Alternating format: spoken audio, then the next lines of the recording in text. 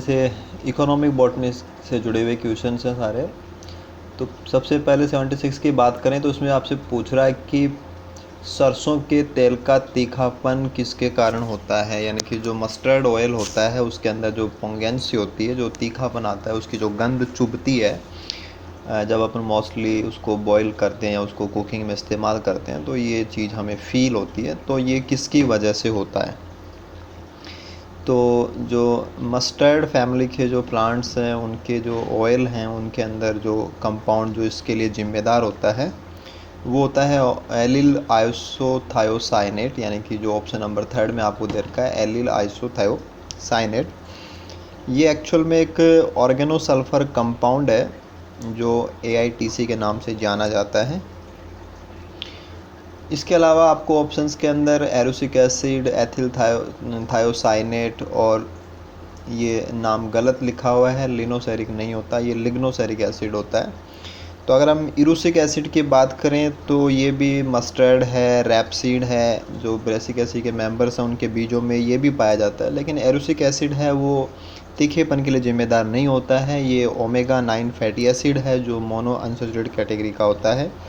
ऐसे ही ethyl thiocyanate जो होता है ये ब्रेसिकेसी फैमिली के अलावा जो दूसरे और पौधे हैं उनमें भी पाया जाता है, और इसका जो मेन पर्पज़ होता है कि ये डिफेंसिव कंपाउंड के रूप में पौधे अपनी पत्तियों में बनाते हैं और ये बाद में टूट करके हाइड्रोजन साइनाइड बनाता है जो इनको ग्रेजिंग के लिए रेजिस्टेंस पौधों को प्रोवाइड कराता है। इसी प्रकार से जो लिग्नोसेरिक एसिड है ये एक प्रकार का सैचुरेटेड फैटी एसिड है जो मूंगफली के जो तेल के अंदर भी इसकी मात्रा पाई जाती है। लेकिन जैसे जो वुड टार होता है, लकड़ी से जो टार यानी कि जो उसको जला करके जो गाढ़ा कोयले जैसा पदार्थ प्राप्त किया जाता है उसमें भी ये प्रेजेंट होता है। और लिग्निन का जो प्रोडक्शन होता है उसमें ये बाई प्रोडक्ट के रूप में भी बन करके आता है। तो लिग्नोसेरिक एसिड अलग चीज़ है, एरोसिक एसिड अलग चीज़ है, एथिल थायोसाइनेट अलग चीज़ है, जबकि मस्टर्ड ऑयल के अंदर जो तीखेपन का जिम्मेदार होता है वो होता है एलिल आइसोथायोसाइनेट। ये ऑर्गेनोसल्फर कंपाउंड होता है, सल्फर कंटेनिंग कंपाउंड है। थायो से भी आप समझ सकते हैं सल्फर कंटेनिंग कंपाउंड्स हैं। क्वेश्चन नंबर 77 की बात करें तो नेम पूछा है ग्राउंड नट का, तो सीधा सा हम बता सकते हैं एराकिस हाइपोजिया, और फैमिली इसकी फबेसी होती है। पहले ऑप्शन में सिसेमम इंडिकम है, ये तिल का नाम होता है, फैमिली टीलियसी होती है। एरुका सटाइवा ये तारामीरा का नाम होता है, फैमिली ब्रेसिकेसी होती है। रिसिनस कम्युनस ये अरंड का नाम है, फैमिली यूफेरबियसी होती है। तो ग्राउंडनट का जो पीनट का बॉटनिकल नेम है that is Arachis hypogaea, option number 4। इसके बाद में क्वेश्चन नंबर 78 है कि is known as the land of spices, की जो मसालों का देश है उसके रूप में किसे जाना जाता है? तो लैंड ऑफ स्पाइसेस के रूप में जो कंट्री जानी जाती है that is India, option number 3।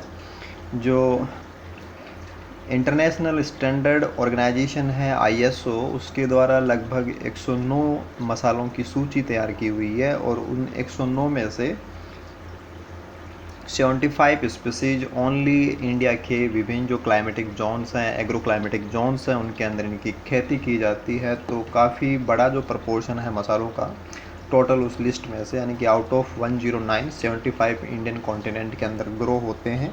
इनकी यहाँ पे कल्टीवेशन भी होती है, वाइल्ड तरीके से भी ये पाए जाते हैं। तो लैंड ऑफ स्पाइस के रूप में इंडिया को जाना जाता है। और स्पाइसेस के एंगल से बात करें तो Indian institute of spice research, जो मसालों के अनुसंधान को लेकर के जो इंडियन इंस्टीट्यूट है, जो भारतीय संगठन काम करता है, जो ICR भारतीय कृषि अनुसंधान संगठन के अधीन ये काम करने वाला इंस्टीट्यूट है, जो मसालों के ऊपर रिसर्च वगैरह से जुड़ी हुई एक्टिविटी सारी यहाँ पे होती हैं। ये केरला के कोझिकोड जगह के ऊपर केंद्रित है। तो नेक्स्ट टाइम आपको ये भी ध्यान रखना है कि जो Indian institute of spice research है ये कोझिकोड केरला में अवस्थित है, जो ICR के अंडर में काम करता है। इसके बाद बात करते हैं question number 79, which among the following is not an example of seed spice, कि ऐसा मसाला जो बीज से प्राप्त नहीं होता है उसकी बात करनी है। देखो पहले ऑप्शन में फैनल लिखा है, फैनल बोलते हैं अपन सौंफ को, जिसका बॉटनिकल नाम फोएनिकुलम वल्गेर होता है। ये APAC का पौधा है और जो सौंफ हम इस्तेमाल करते हैं वो बीज ही होता है। इसी प्रकार से अगर हम बात करें लौंग को बोलते हैं क्लो। ये इसका बॉटनिकल नाम सीजिजियम एरोमेटिकम होता है। ये मिरिटेसी कुल का पौधा है और जो लौंग मसाले के रूप में काम आती है वो कोई बीज का एग्जाम्पल नहीं है। वो इमेच्योर फ्लोरल बड्स होती हैं जो आधी मैच्योर जो पुष्प कलिकाएँ हैं उनको तोड़ करके मसालों के रूप में इस्तेमाल किया जाता है। तो राइट आंसर भी हमारा यही होगा कि ये बीज से प्राप्त होने वाली मसाला नहीं है। थर्ड में कोरिएंडर यानी कि धनिया के बारे में बात है। कोरिएंड्रम सटाइवम इसका पूरा नाम है। एपीएसी का ही पौधा है। ये भी बीज हैं जो स्पाइस के रूप में इस्तेमाल होते हैं। और चौथा ऑप्शन क्यूमिन के लिए है। जो जीरा होता है उसको अपन क्यूमिन बोलते हैं। बॉटनिकल नाम इसका जो होता है दैट इज़ क्यूमिनम साइमिनम, क्योंकि टोटोनिम्स बॉटनी में एप्लीकेबल नहीं होते हैं, जूलॉजी में एप्लीकेबल होते हैं। तो ये थोड़ा सा ध्यान रखना है कि क्यूमिनम साइमिनम इसका नाम होता है। और इसका भी जो हम बात करें कि कौन सा भाग है जो मसाला यूज होता है तो वो यहाँ पर भी बीज ही होता है। तो बिना बीज वाला जो मसाला है दैट इज़ क्लोव लौंग, ऑप्शन नंबर 2। इसके बाद में बात करें कि जो 80 नंबर क्वेश्चन है उसमें पूछ रहा है कि the birds of T plant की जो चाय के पौधों की जो सबसे ऊपर वाली जो कलिकाएं होती हैं, जो शीर्षस्थ कलिकाएं होती हैं, उनका नाम क्या होता है, उनको किन नाम से जाना जाता है। तो जो हाई वैल्यू ब्रांड्स होते हैं चाय के और जो मोस्टली जो ब्लैक टी होती है उसको प्रोसेस करने के लिए टर्मिनल बर्ड्स का इस्तेमाल किया जाता है और इन टर्मिनल बर्ड्स को गोल्डन बर्ड्स के रूप में जाना जाता है। तो ये चाय की प्रोसेसिंग से जुड़ा हुआ क्वेश्चन था कि जो टर्मिनल बर्ड्स हैं उनको हम किस नाम से जानते हैं। तो राइट ऑप्शन है गोल्डन बर्ड्स यानी कि ऑप्शन नंबर 4। इस क्वेश्चन में ये बात कर रहा है कि कुक्कुट में भ्रूणीय श्वसन अंग है। इन चिक the embryonic respiratory organ is. तो ये क्वेश्चन डिस्कस करने से पहले मैं आपको याद दिलाना चाहूँगी कि जो हमारा डिस्कशन था आरपीएससी 2018 के पेपर का, उसके अंदर हमने अतिरिक्त भ्रूणीय झिल्लियों की बात की थी। एक्स्ट्रा एम्ब्रियोनिक मेम्ब्रेन का हमने डिस्कशन किया था और वहाँ पे मैंने आपको बताया था कि जो भ्रूण होता है उसके चारों ओर 4 अतिरिक्त भ्रूणीय झिल्लियाँ प्रेजेंट होती हैं और वो उसके विभिन्न कार्य की या फिजियोलॉजिकल जो रिएक्शंस होती हैं उनको कंप्लीट करवाने में हेल्प करती हैं। तो ये जो 4 एक्स्ट्रा एम्ब्रियोनिक मेम्ब्रेन होती हैं वो होती हैं एलेंटॉइस, एमनियन, कोरियन और यॉक सैक। इनमें से जो यॉक सैक है या जो पित्तक है उसका मुख्य कार्य होता है भ्रूण को पोषण प्रदान करने का, जबकि एमनियन और कोरियन का मुख्य कार्य होता है भ्रूण की रक्षा करने का।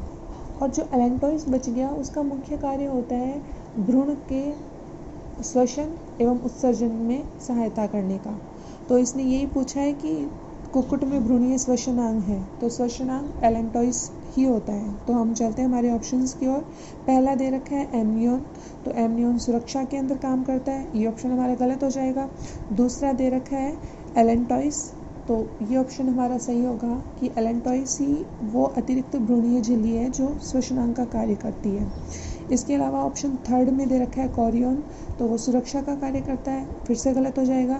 और ऑप्शन नंबर 4 में दे रखा है यॉक सैक जो कि पोषण का कार्य करता है।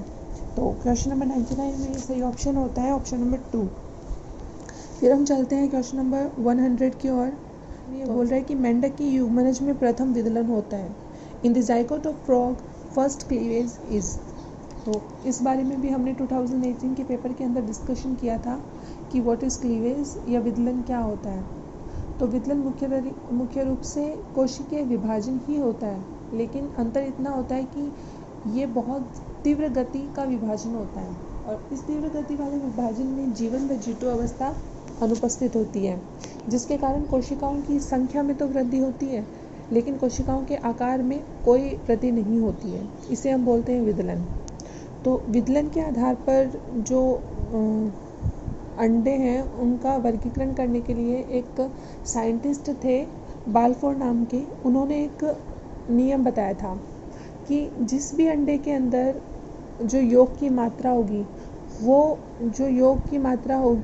वो विदलन को कहीं ना कहीं पर मतलब कि विदलन होने के अंदर बाधा उत्पन्न करेंगी।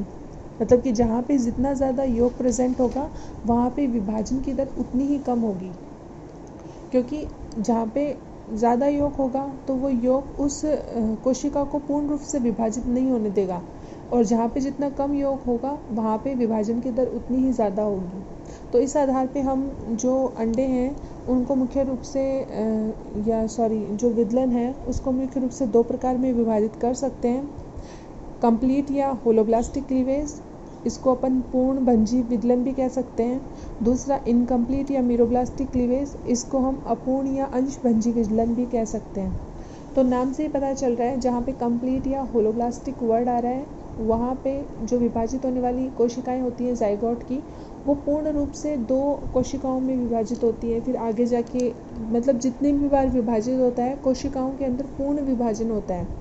और दूसरा अपन ने बात किया है मीरोब्लास्टिक, तो मीरोब्लास्टिक के अंदर कोशिकाएं पूर्ण रूप से विभाजित नहीं हो पाती, इसीलिए उसको अपन अंश भंजी विदलन बोलते हैं कि कोशिकाओं का कुछ अंश तो विभाजित होता है पूरी तरीके से और जो कुछ अंश है वो पूरा विभाजित नहीं हो पाता है, कुछ ही अंश का विभाजन होता है। तो इस प्रकार से 2 प्रकार होते हैं विदलन के। तो हमसे पूछा इसने मेंढक के अंदर, तो मेंढक का जो अंडा होता है उसके अंदर 2 पोल होते हैं, एक होता है एनिमल पोल, दूसरा होता है वेजिटल पोल। एनिमल पोल के ऊपर प्रेजेंट होता है भ्रूण और जो वेजिटल पोल है उसके ऊपर प्रेजेंट होता है योग। तो एनिमल पोल के ऊपर क्योंकि योग की कंसंट्रेशन कम होती है इसलिए वहाँ पे विभाजन की दर अधिक होती है, जबकि वेजिटल पोल की ओर क्योंकि योग की कंसंट्रेशन ज़्यादा है इसलिए वहाँ पे जो विभाजन की दर है वो कम होती है। तो इसलिए जो भ्रूण के जो एनिमल पोल की कोशिकाएं हैं या जो एनिमल पोल के ऊपर जो भ्रूण है वहाँ पे विभाजन बहुत पूरी तरीके से होता है, बहुत तीव्र गति से होता है और जो कोशिकाएं हैं वो छोटे छोटे प्रकार की बनती हैं जिसे अपन माइक्रोमियर्स बोलते हैं। जबकि जो वेजिटल पोल है उसके ऊपर जो कोशिकाएं बन रही हैं उनका आकार ज़्यादा बड़ा होता है, इसलिए हम उन्हें मेगामियर्स भी बोल सकते हैं। तो इस प्रकार से जो मेंढक होता है उसके अंदर जो विभाजन होता है वो मुख्यतया होता है होलोब्लास्टिक अनइक्वल, पूर्ण भंजी लेकिन असमान, पूरा होता है लेकिन असमान रूप से होता है।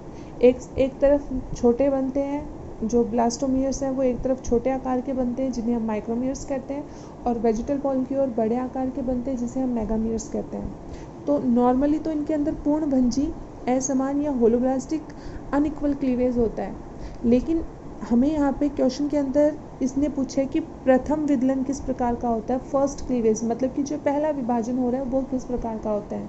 तो हमें यहाँ पे ये याद रखना है कि जब भी पहला विभाजन होता है मेंढक के अंदर, मेंढक के अंडे के अंदर, वो पूर्ण भंजी समान प्रकार का होता है। जो पहला विभाजन होगा उसके फलस्वरूप बनने वाली कोशिकाएं पूर्ण रूप से विभाजित होती है। एक कोशिका पूरी तरीके से 2 समान आकार की कोशिकाओं में विभाजित होती है, लेकिन जैसे ही दूसरा क्लीवेज स्टार्ट होता है कुछ कोशिकाएं बड़ी बनती हैं, कुछ कोशिकाएं छोटी बनती हैं। तो हमारा इस क्वेश्चन के अंदर जो सही ऑप्शन होगा वो होगा ऑप्शन नंबर 3, पूर्ण भंजी समान, क्योंकि इसने पूछा है प्रथम विदलन। अगर ये सिर्फ इतना पूछता कि मेंढक की युग्मनज में विदलन होता है तो जो विदलन होता है वो अपन यही बताते कि पूर्ण भंजी असमान होता है, लेकिन इसने पर्टिकुलर वर्ड दिया है कि युग्मनज में प्रथम विदलन होता है। तो प्रथम पूछा है, पहला विभाजन का प्रकार पूछा है, तो पहला विभाजन पूर्ण भंजी समान प्रकार का होता है। तो इस तरीके से हमारा जो क्वेश्चन नंबर 100 है उसके अंदर सही ऑप्शन हो जाता है ऑप्शन नंबर 3। फिर हम चलते हैं क्वेश्चन नंबर 101 की ओर। क्वेश्चन में ये पूछ रहा है कि किसी जीव की वृद्धि एवं विकास के नियंत्रण हेतु कौन सा हार्मोन उत्तरदायी होता है। Which hormone is responsible for regulation of growth and development of an organism. तो जो हमने हार्मोन्स की पहले भी बात की है, तो जो पिट्यूटरी ग्लैंड होती है, पीयूष ग्रंथि होती है, उसके द्वारा एक ग्रोथ हार्मोन का सिक्रेशन होता है या इसे वृद्धि हार्मोन भी कहते हैं। और इसी वृद्धि हार्मोन का दूसरा नाम होता है सोमेटोट्रोपिन। सोमेटोट्रोपिन, सोमेटो वर्ड यहाँ पे इंडिकेट कर रहा है कायिक कोशिकाओं को और ट्रोपिन वर्ड इंडिकेट कर रहा है पोषण को। तो जो ग्रोथ हार्मोन या सोमेटोट्रोपिन हार्मोन है इसका मुख्य काम होता है कायिक कोशिकाओं के अंदर वृद्धि करवाने का। तो हमारे जो शरीर की जो मुख्यतः वृद्धि होती है, हमारी जो बोन्स हैं उनके सिरों के अंदर जो वृद्धि होती है उसको करवाने का मुख्य कार्य करता है ग्रोथ हार्मोन या सोमेटोट्रोपिन हार्मोन। तो इसमें हम देखते हैं ऑप्शन, पहला ऑप्शन दे रखा है थायरोक्सिन। तो जो थायरोक्सिन हार्मोन होता है वो शरीर की उपापचयी क्रियाओं को नियंत्रित करने का कार्य करता है। तो यहाँ पे ये ऑप्शन गलत हो जाएगा। दूसरा आ रहा है सोमेटोट्रोपिन, तो हाँ ये ऑप्शन हमारा सही होगा कि सोमेटोट्रोपिन ही वो हार्मोन है जो वृद्धि एवं विकास के नियंत्रित करने का कार्य करता है। थर्ड दे रखा है प्रोजेस्टेरोन और फोर्थ दे रखा है एस्ट्रोजन। तो प्रोजेस्टेरोन और जो एस्ट्रोजन हार्मोन है ये जो मादा जनन तंत्र है उससे संबंधित हार्मोन होते हैं। तो ये दोनों ऑप्शन भी यहाँ पे गलत हो जाएंगे। तो हमारा करेक्ट ऑप्शन होगा ऑप्शन नंबर 2 सोमेटोट्रोपिन हार्मोन। इस हार्मोन से रिलेटेड हम दो बातें और भी याद रख सकते हैं। पहला तो ये कि ये पीयूष ग्रंथि के द्वारा स्रावित होता है और पीयूष ग्रंथि के भी एंटीरियर पोर्शन से ये स्रावित होता है। और दूसरा हम ये याद रख सकते हैं कि अगर इस हार्मोन की शरीर के अंदर अधिकता होगी तो अधिकता की वजह से जो शरीर होगा वो बहुत ज़्यादा वृद्धि कर लेगा और जो पर्टिकुलर बंदा है उसका जो शरीर है वो महाकाय प्रतीत होने लगेगा। तो ये एक तरीके की डिजीज़ है जिसको अपन बोलते हैं गिगैंटिज्म। जबकि अगर इस हार्मोन की शरीर के अंदर कमी हो जाएगी तो जो कोशिकाएं हैं उनकी पूर्ण रूप से वृद्धि नहीं होगी, हमारी जो बोन्स हैं हड्डियां हैं उनकी पूर्ण रूप से वृद्धि नहीं होगी और जो लंबाई में जो वो व्यक्ति होगा वो बौना रह जाएगा। तो अधिकता की वजह से शरीर महाकाय हो रहा है जिसको गिगैंटिज्म बोल रहे हैं और कमी की वजह से बौनापन उत्पन्न हो रहा है। तो ये इतनी बातें हम याद रख सकते हैं सोमेटोट्रोपिन हार्मोन के लिए। फिर हम चलते हैं क्वेश्चन नंबर 102 की ओर। पूछ रहा है कि hormone responsible for lactation is, कि दुग्ध स्त्रवण के लिए उत्तरदायी हार्मोन है। तो जो दुग्ध स्त्रवण है इसके अंदर हमें दो तरीके के हार्मोन आपको याद रखने पड़ेंगे। एक हार्मोन तो वो जो दूध का निर्माण करवा रहा है, जो हमारी मेमरी ग्लैंड्स होती हैं उनके अंदर एक हार्मोन तो दूध का निर्माण करवाता है और दूसरा हार्मोन उन जो मेमरी ग्लैंड्स होती हैं उनसे दूध का स्त्रवण करवाता है। तो जो दूध का निर्माण करवाता है वो होता है प्रोलैक्टिन हार्मोन और जो दूध का स्त्रवण करवाता है वो होता है ऑक्सीटोसिन हार्मोन। इसके अलावा हम एक बात और भी याद रख सकते हैं कि जो मेमरी ग्लैंड्स होती हैं उसके अंदर मेनली दो चीज़ें होती हैं, एक होती है नलिकाएं, एक होती है कुपिकाएं। नलिकाएं और कुपिकाएं दोनों मिलकर मेमरी ग्लैंड्स का निर्माण करती हैं या स्तन ग्रंथियों का निर्माण करती हैं। तो एक हार्मोन होता है एस्ट्रोजन। ये हार्मोन क्या करता है, जो स्तन ग्रंथियां होती हैं उनकी नलिकाओं के अंदर ग्रोथ करवाता है या वृद्धि करवाता है। एक हार्मोन होता है प्रोजेस्टेरोन। ये प्रोजेस्टेरोन हार्मोन जो स्तन ग्रंथियां होती हैं उसकी कुपिकाओं में या एल्वियोलाई में वृद्धि करवाता है। फिर मैंने अभी आपको बताया कि प्रोलैक्टिन हार्मोन होता है जो कि दूध के निर्माण को प्रेरित करवाता है, जबकि ऑक्सीटोसिन हार्मोन जो होता है वो दूध के स्त्रवण को प्रेरित करवाता है। जैसे ही जो बेबी होता है वो मेमरी ग्लैंड्स को या जो निप्पल होता है उसको सक करता है, वैसे ही ब्रेन के पास में सिग्नल पहुंचता है और वहाँ पर जो पोस्टीरियर हमारी पिट्यूटरी ग्लैंड होती है उससे ऑक्सीटोसिन हार्मोन का सिक्रेशन होता है और ऑक्सीटोसिन हार्मोन के सिक्रेशन की वजह से मिल्क का सिक्रेशन या दुग्ध स्त्रवण प्रेरित होता है। तो जो हमारा क्वेश्चन है 102 उसके अंदर जो सही ऑप्शन होगा वो होगा option number 2, that is oxytocin. इसमें पहला ऑप्शन दे रखा है रिलैक्सिन। तो जो रिलैक्सिन हार्मोन है ये रिलीज़ होता है डिलीवरी के टाइम पे या प्रसव के समय पे। सेकेंड ऑप्शन ऑक्सीटोसिन दे ही रखा है जो कि सही है।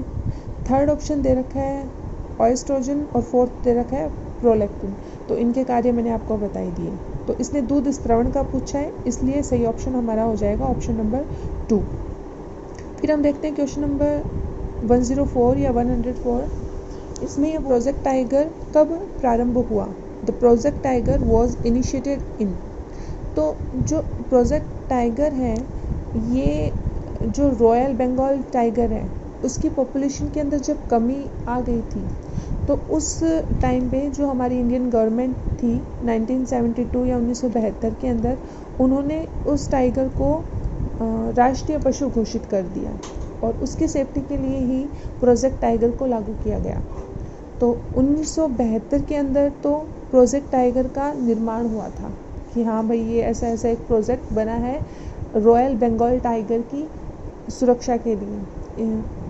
लेकिन उसका जो उसे जो लागू किया गया था वो किया गया था 1973 के अंदर या 1973 के अंदर।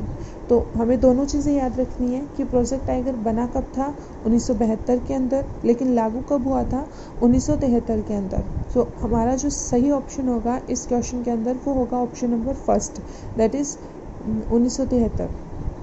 ठीक है। फिर हम एक चीज़ और याद रख सकते हैं कि जो प्रोजेक्ट टाइगर है उसके अंदर टोटल 19 रिजर्व शामिल किए गए हैं इंडिया के।